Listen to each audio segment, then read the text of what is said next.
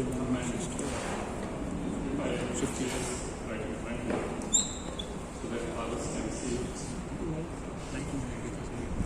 are ready to come. So a warm welcome to each one of you. We are here today to journey together, to walk along with each other for a personal spiritual renewal as well as to offer ourselves and our cooperation towards the spiritual renewal of the Delhi Archdiocese in particular and the Universal Church in general. Therefore, once again, a very warm welcome to each one of you to this noble pilgrimage proposed by our dear Pope Francis, definitely inspired by the Holy Spirit himself. This concept is quite confusing for some of us. Some of us are at a loss. We are hearing a lot about it, but not very clear. Therefore, we need some guidance, some help to understand this synod on synodality. Therefore, I wish to briefly apprise you of the events already taken place with regard to this Synod 23. The concept, of course, is proposed by Pope Francis, and accordingly, the RCC had taken up this topic for discussion during their meeting on the 11th and 12th of September at Chandigarh. And the Synod itself was inaugurated at Vatican by Pope Francis on the 10th of October, and on the 17th, the diocesan inauguration was done here at the Sacred Heart Cathedral by His Grace Anil Kuto. And instructed by Archbishop, our core committee has been already constituted, and some of the members are already present here. May I request you just to stand up so that fathers can have a good look at you. Just become more familiar. The core committee members also include please. Yeah, please thank you. Please be seated. Thank you.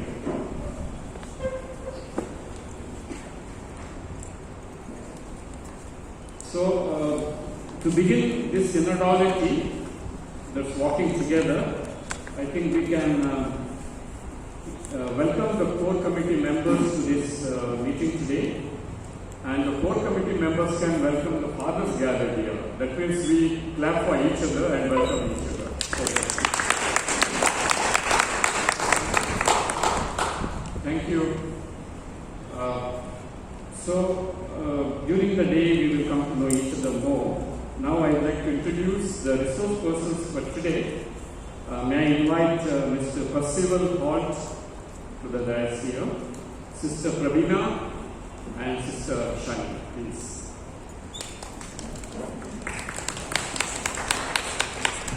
I am very happy and proud to introduce them to you.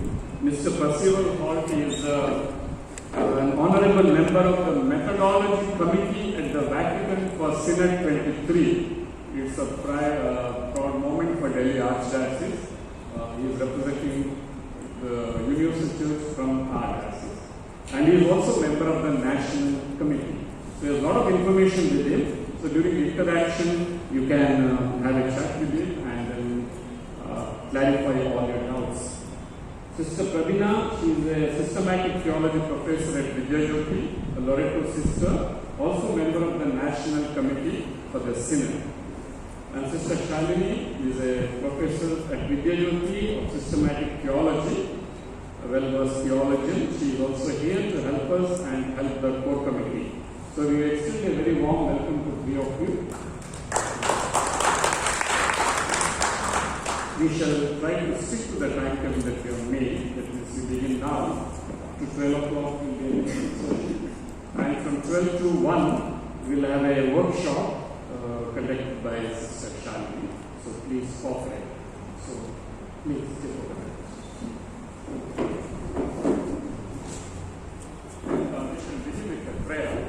We shall begin with the prayer for the Synod on synodality. We can recite it together. In the name of the Father, and of the Son, and of the Holy Spirit. Amen. We stand before you, Holy Spirit, as we gather together in your name. With you alone to guide us. Make yourself at home in our hearts. Teach us the way we must go and how we are to pursue it. We are weak and sinful. Do not let us know disorder. Do not let ignorance lead us down the wrong path. Nor partiality influence our actions. Let us find you in our unity, so that we may journey together to the light and not stray from the way of truth and what is right. All this we ask of you, who are at work in every place and time, in the communion of the Father and the Son, forever and ever. Amen.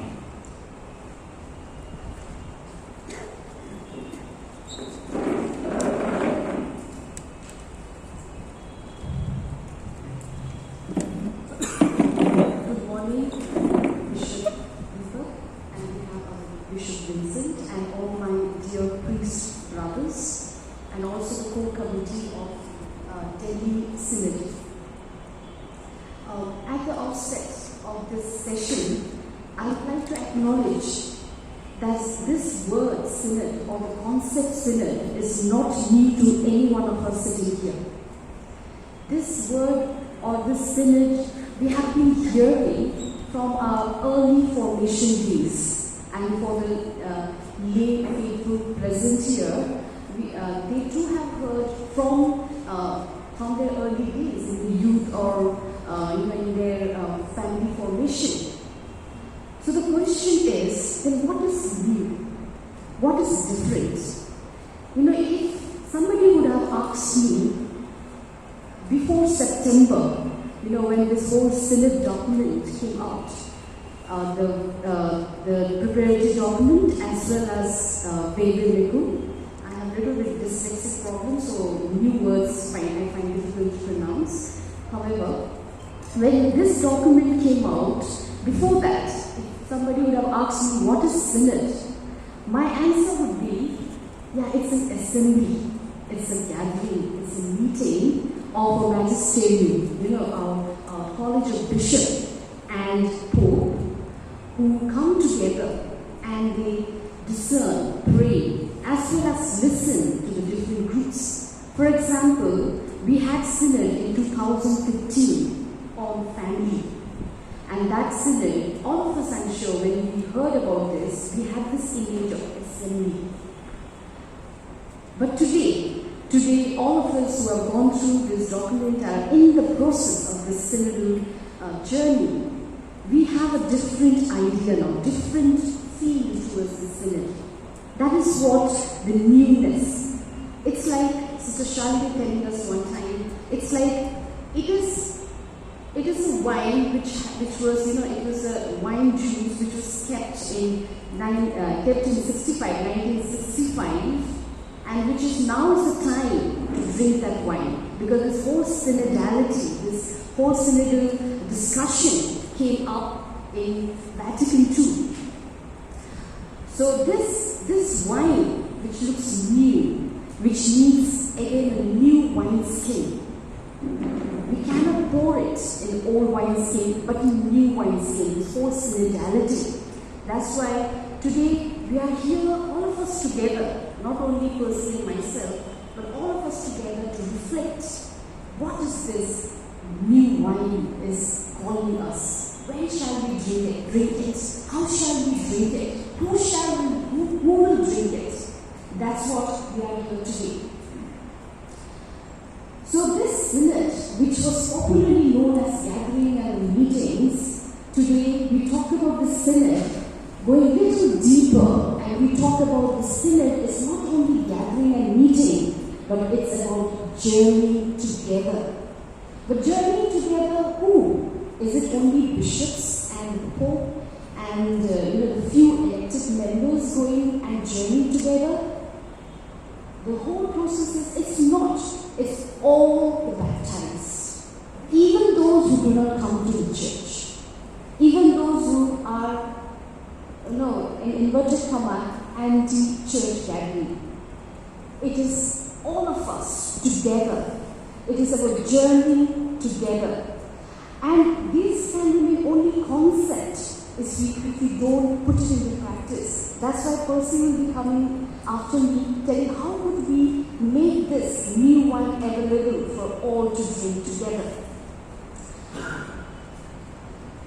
The first slide versus the previous slide. Okay, it's talked about the synod is an ancient and the valuable word in the tradition of the church, whose meaning draws out on the deeper themes of revelation.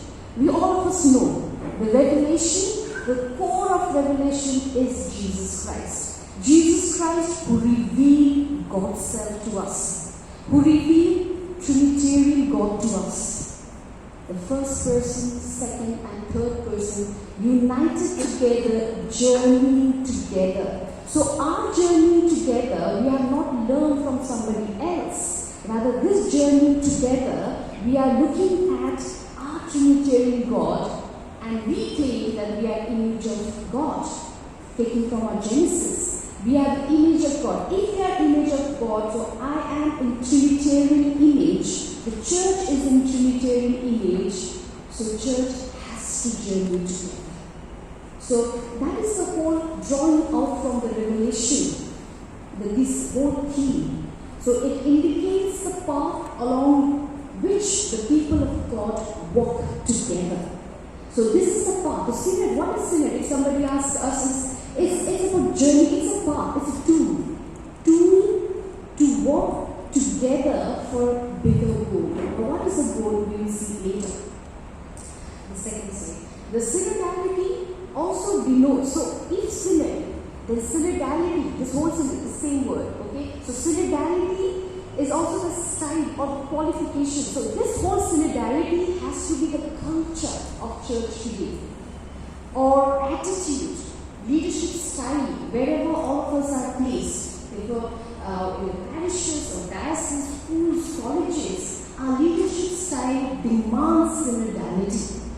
So there's a shift in this whole, if suppose my leadership style is not a synodal style, I am somewhat, I decide only with my few people, only few chosen people, then I am called to be more synodal in my leadership style. The mindset, the attitude, the nature, that means we are all of us are called to have, to put on Christ, to put on synodality. Because Christ is the image of Trinitarian God, and in Trinitarian God is synodal, so we put on this synodality. Not only in the whole this process, but even in each of our mindset, each of our way of proceeding. So coming back to actually this whole synodal process, that is, let's say, it's a core of what church is asking us. This aim and objectives of the Synod 2023, as we were discussing that 2015 we have Synod on family, and today we are called to have Synod on Synod. Having Synod on Synod is something like going to party to celebrate party kind of thing, going to dance for dance. So we are having Synod on synodality. So who is the focus? The Synod on family, the focus was on family. But if this Synod is on synodality, is the focus of subject of the key subject of synodality is all baptized member, irrespective of who they are and how they are. They come to the church, they don't come to the church, they pay the parish contribution or they don't pay parish contribution. Everybody are the focal point of the synod. So I have just picked up from those documents 5 key objectives. One is to recognize that synodality is an integral part of the church's very nature.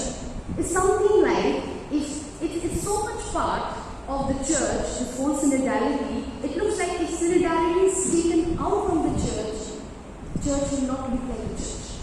That's what the integral part is. So in my small church doesn't mean only parishes. We have to remember that sometimes. Church also means maybe the school or the church where I am teaching Vidyajyoti. That itself that's also a church unit. So in Vidyajyoti, I'm just giving in Vidyajyoti, suppose that the whole synodality doesn't happen in the integral part, so it is not the face of the church. That's what it means. So it also means the diocese. In the diocese or in the parish, if the synodality is not there, journey together of each member is not there, then it is inverted comma, not the face of the church.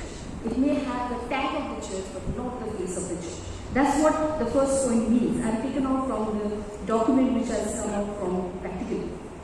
Second objective is to emphasize that the synodal church is not limited to these existing institutions. However, I am going to say is the synod of bishop, which began in 1965. Okay, that was one good move towards the synodality. Very good move. And this whole, we have diocesan synod, we have parish councils, we have different groups, the committees. They are very good initiative or very good way of functioning synodality. But the thing is, they are not only way of functioning in synodal way, or rather, now this synod is going to talk about these are one way. There are more. There is more to it. So only having these existing things in the diocese, we cannot claim to be synodal. That's what it means. So it's about emphasizing the synodal church is bigger than these committees, which are helpful tools actually to bring in more participants or bring in more voices. The third aim and objective could be it aims at fostering a lived experience of discernment, participation, co-responsibility, where a diversity of gifts is brought together for the church's mission in the world. So this is about discernment. You will hear later. I will talk more on discernment later, and also participation. So this is one aim, is to value the diversity wherever we are, be it diversity of culture, diversity of gender, diversity of maybe the status in the class or caste or whatever. So valuing all those for the discernment, participation and discernment. We shall come back to it a little later, but this is the third point. Next slide. The fourth one is, this is my favorite one. Now this whole synodal process is what we are going to have is not to produce documents alone. Documents are needed. The one question we constantly get is why report, then why report. So documents are needed because we need to voice out at the level, at the international level, our local things. That will come back. But documents, but that's secondary. The priority will be to plant dreams, draw forth prophecies and vision from wherever we are, allow hope to be nourished, inspire trust, bind up wounds, weave together relationship, awaken a dawn of hope, learn from one another, create a bright resourcefulness that will enlighten minds, warm hearts, give strength to our hands. Now this is somewhat like a core objective of this whole synod. Synod which will officially end in 2023, but the process continues. Last one. This is the last point which I've got. There are more objectives, but I felt these are the key ones. Now, the synod is also to provide, it is not to provide a temporary or one-time experience of synodality. It is not about one-time event. Now, you will know, Percy will be talking more on the consultation. So, consultation can be one event, one-time event, but the whole synodal process is not one-time event, but rather it needs to go further to change our whole way, change my attitude. Actually, let's talk about me. Change my whole attitude, lifestyle, and I should look different. Different in the sense of different in essence. So that's what the end of the synodality is. But rather to provide an opportunity for the entire people of God to discern together how to move forward on the path towards being a more synodal church in the long term. That is the goal. If suppose this goal is forgotten by 2023 November, actually we all will be wasting our time for nearly 2 years if this happens. The whole documentation and the energy, the money, the time will be wasted if it is not the long-term goal. That's the objective.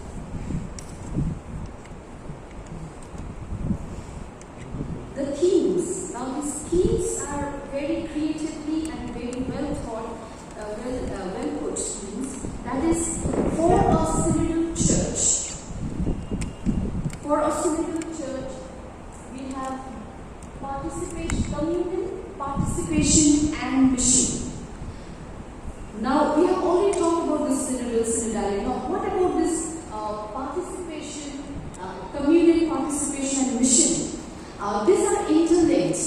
You cannot have one without the other. So let me try to put it.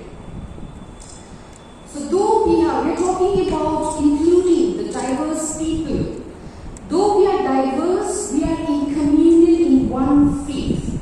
All of us believe that. We recite creed every day, or at least every Sunday.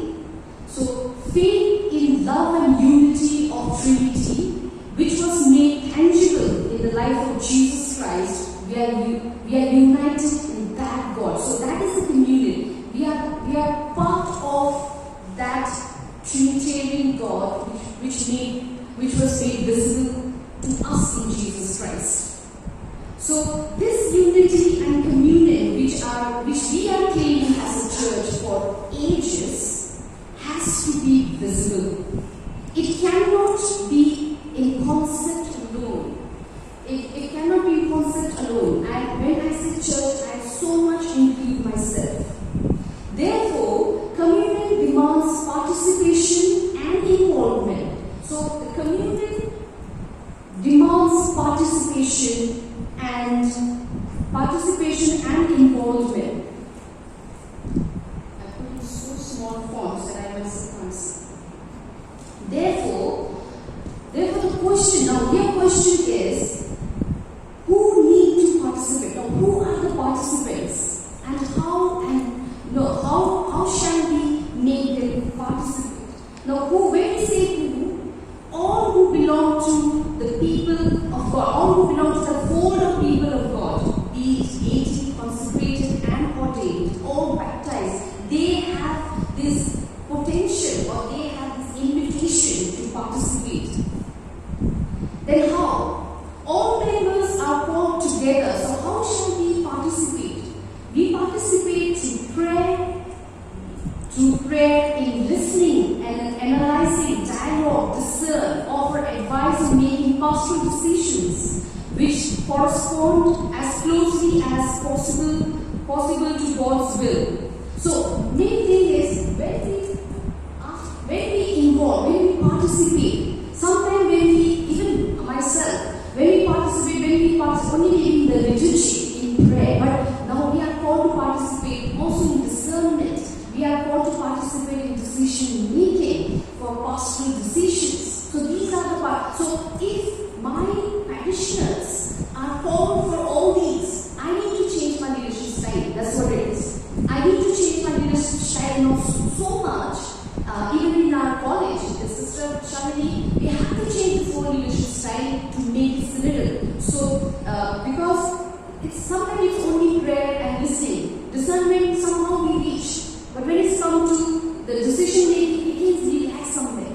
Okay? So these are all from the documents. I'm not making up anyway. So genuine effort must be made to ensure the inclusion of those at the margins or who feel excluded. Now, the focus is those who are at margins, those who are not included. You and me are included. You and me are included. There are so many people, all our friends present here are included. So we don't have to worry that much. But those who are not included, we are talking talking about those who are at the margins. Now, the question is, why should we listen? Why should we listen? Why should we make pastoral decisions? Okay, even if we participate, everybody came, we have an ideal church, everybody participates from the margins here. For what? For what? Because church exists for mission. So for what? It's for mission. Church has one mission, is to spread the kingdom of God, make Jesus' value present around us, and it can be done in various ways, which I need not say it. All of us know it. So the synodal process is deeply missionary focus. It has a missionary focus. Even though it is focused on us to this, for example, let's settle our house first. Then we focus to together, not alone, together we contribute to the mission of Christ. That's what these 3 themes have been placed in front of us. And this interpretation can vary. You can interpret for yourself, we can interpret for our mothers differently, the youth differently, how could we tag this? Because interpretation and inspiration all comes from Holy Spirit. That's what it is. So this is the theme, the key theme. So what if you have any confusion, person will be talking, our synodal team has been talking, so many groups, so many this, so many that, we may get confused. No need to get confused. This is enough, actually. How shall I promote communion? How shall I involve participation? And how shall we move out? What will be the praxis? What will be our next move? You have plenty of time also. I will be more on this. Okay, to come into the synodal process till 2023, what is going to be different phases? Next. The process of the synod. So we are at present, we are at the diocesan phase, which I will be saying later a little bit about it, and person will elaborate in much more detail. And this diocesan phase is still actually April. Diocesan phase is still April, but the parish phase, so let's break it down. Parish phase will be till you submit your report in January. So you have actually October, November and December, and you will feel week of January days. Okay, that's the parish phase. You have question, please put forward after our discussion. That is the parish. After parish phase, what happens? Okay, that's what. Then the role of the Episcopal Conference and the synods of Oriental churches.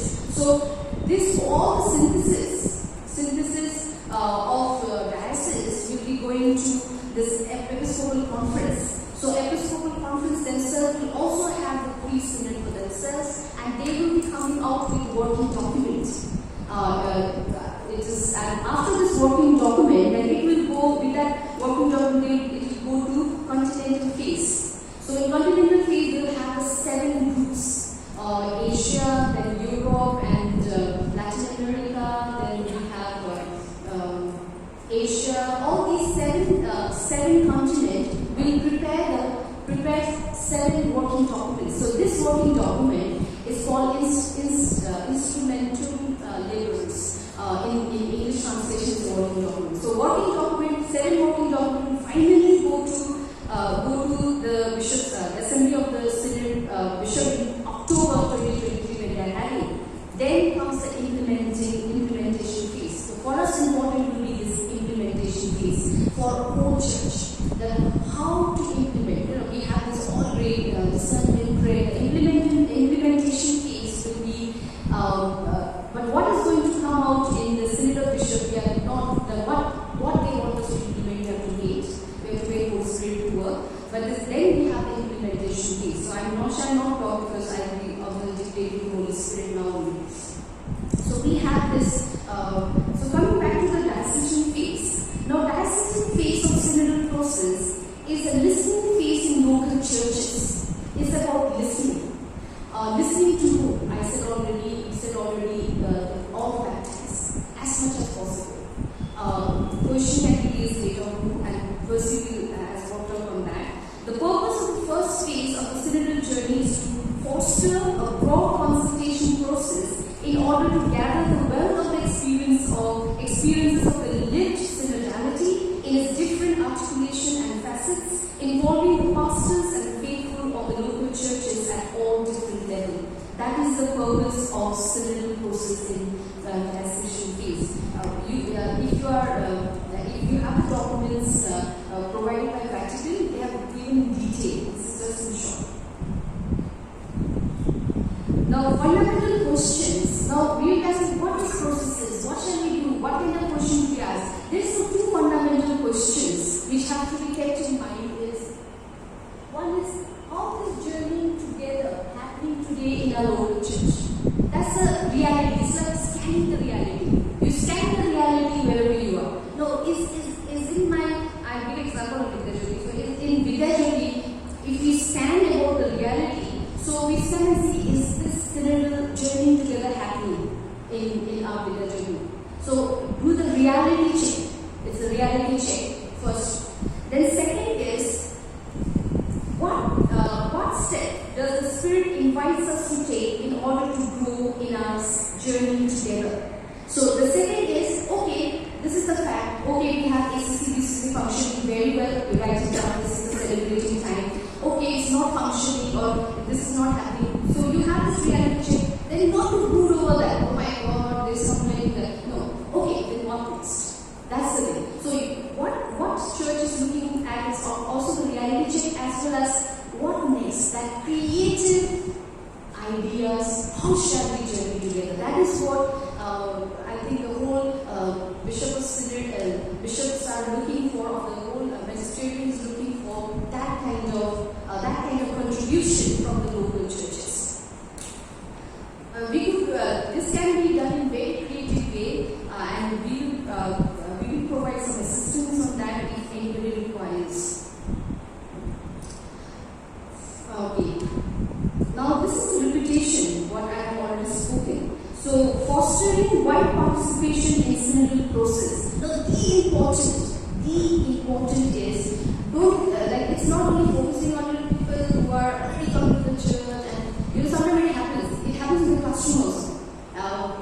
When I was teaching in some schools, suddenly you catch hold of some very active children, and whatever function happens, okay, they are the ones. So, it can happen in all scenarios. It can happen in the parish, diocese, it can happen in the college, it can happen anywhere. So, instead of that, can I widen my tents? So, that is the participation of all the members is the key of this synodal process, especially those who are at margins. I am not talking much on this because we already know who are at margins. The 10 themes to explore. Now, this is some kind of tool provided by Vatican. That how could we do this kind of process in the 3 months process? How could we do? So, if you look at these themes, there is a companions on the journey. There is listening, speaking out, celebration, sharing responsibility for the common mission. Then dialogue in church and society, ecumenism, authority and participation, discerning and deciding, forming ourselves in synodality. Now, under this heading, if you go through the document, you find so many questions. Under this heading, there are given a set of questions. If some of us are finding difficult what to ask in this kind of process, if you are the seminary in charge or even on yourself when you gather together, what shall we do? You just pick up one thing. There's such a lot of questions, deep questions, tough questions. So you actually unfloor those questions for yourself authentically. So that will also bring out whole process. So these are the tools and the help. So some who are confused saying that do we have to use all 10? No, we don't have to use it. Just we pick up one at a time. Cannot use all because even under this theme, one question itself actually takes a lot of time if authentically discussed and authentically shared. The last, this is the pitfall, avoiding pitfall. Now these are also put in the document saying that they have foreseen problems. It may have some pitfall. So I'm not going to because the person has to come in, but there can be these pitfalls while trying to be, or let's say while striving to be synodal for ourselves in our different ministries.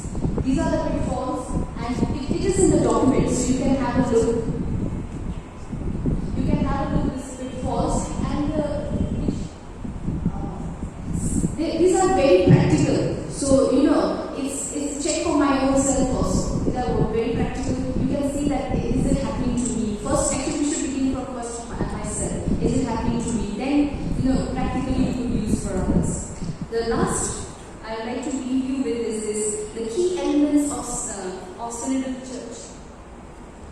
It's a very small font, so many of you may not be able to see.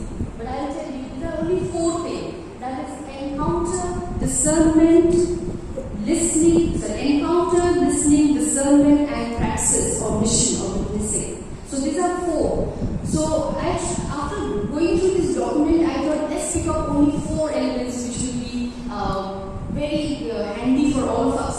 So all this synodal process, what is more is encountering, creating the spaces for encounter. Encounter, be it in gathering or anywhere as much as possible. If you create that encounter, so encounter not only just to come together, encounter to listen to one another, listen to the Holy Spirit, listen to the Scripture. So all this listening in the second step, after encountering, making the space for listening. So listening, then after listening, what? Some people get confused sometimes. I myself, listening and meeting, listening is enough. No. Listening, Pope Francis says, listening is the tool, discernment is the goal. So listening for discernment. So listening for discernment. So actually for discernment also has to be so much part of us. So this second is discernment. Discernment for what? Again, for the mission. Mission to bring the reign of God. These are the 4 elements which you and me would creatively actually use in our ministry. That itself would bring a lot of synodal way of functioning in our parishes or in our schools and wherever we are. So thank you very much for patiently listening. I proceed